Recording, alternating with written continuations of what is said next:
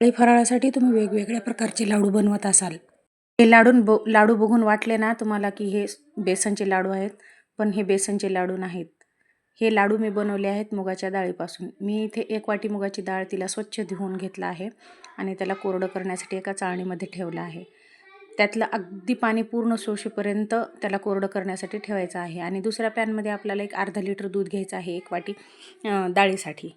आणि हे लाडू मी अगदी फक्त 4 चमचे तुपापासून बनवणार आहे. ह्याला तुपाची पण जास्त गरज लागत नाही आणि हे लाडू खूप पौष्टिक आणि चविष्ट पण होतात.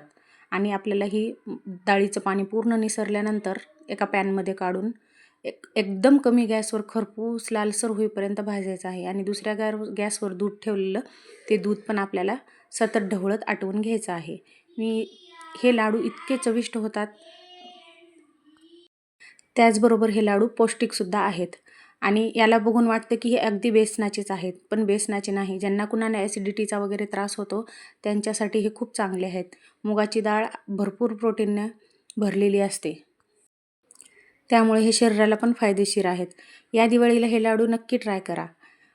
नंतर खरपूस भाजून झाल्यानंतर मिक्सरमधून मी ते डाळ काढून घेतली आहे. अगदी बारीक दळून घ्यायची आहे आणि नंतर आपल्याला ते चाळून परत पॅनमध्ये काढून घ्यायची आहे. मी इथे चाळणीने चाळून परत काढून घेतली आहे आणि त्याच मिक्सरच्या भांड्यामध्ये आपण अर्धा वाटी किंवा पाऊण वाटी ज्या तुम्हाला जसं गोड हवा आहे त्याप्रमाणे साखर दळून घेतली आहे आणि त्या डाळीच्या पिठामध्ये आपल्याला 2 चमचे तूप टाकून ते परत भाजायचं आहे. तूप टाकून भाजताना पण गॅस अगदी मंद आचेवर भाजायचे आहे आणि त्यामुळे ते आपलं डाळीचं पीठ करपणारही नाही आणि करवट लागणार नाही. त्यामुळे ते सतत ढवळत कमी गॅसवर भाजून घ्यायचं आहे आणि त्याचप्रमाणे आपल्याला दुधाला पण सतत हात फिरवत राहून ते दूध आटून घ्यायचं आहे. ते पूर्ण एकजीव झाल्यानंतर त्याच पॅनमध्ये मी ड्रायफ्रूट्स घातले आहेत. ड्रायफ्रूट्स अगदी ऑप्शनल आहेत, तुम्हाला घालावेसे वाटले तर घाला, नाही तर नाही.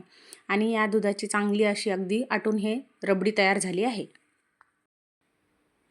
नंतर हे आटलेलं दूध आपल्याला त्या पॅनमध्ये काढायचं आहे ज्यामध्ये आपण डाळीचं पीठ भाजलं होतं आणि ते सगळं एकजीव होईपर्यंत परत ढवळत त्याला भाजायचं आहे आणि नंतर परत त्यात 2 चमचे तूप टाकायचं आहे.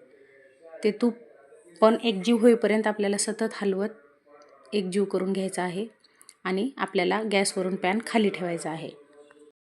मग ते गार झाल्यानंतरच त्यात पिठी साखर टाकायची आहे आणि जर तुम्ही गरम असताना जर साखर टाकली तर एक घट्ट गोळा बनून बसेल. त्यामुळे आपल्याला ते सर्व मिश्रण गार होऊ द्यायचं आहे. गार झाल्यानंतर त्यात पिठी साखर टाकून मी असे लाडू वळून घेतले आहेत.